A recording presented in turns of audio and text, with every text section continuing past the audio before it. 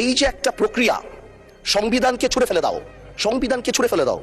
সংবিধানকে ছুঁড়ে ফেলবো কেন? সংবিধানকে মনে করায় দেয় যেটা ৭১-এর পরাজয়ের দলিল।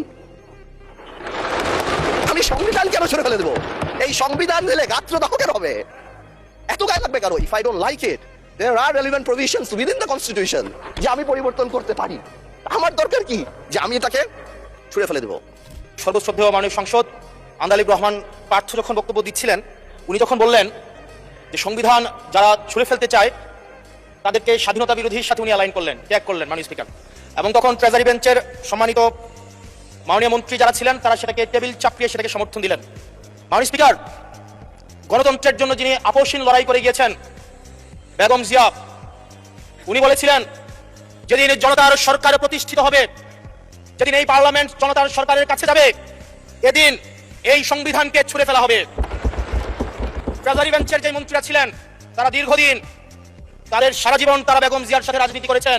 যুদ্ধাপরাধীর অ্যালাইন করার যেটার হাততালি তারা দিয়েছেন, সেটির মধ্য দিয়ে বেগম জিয়াকে তারা মূলত অপমান করেছেন কিনা তারা সেটা ভেবে দেখবেন।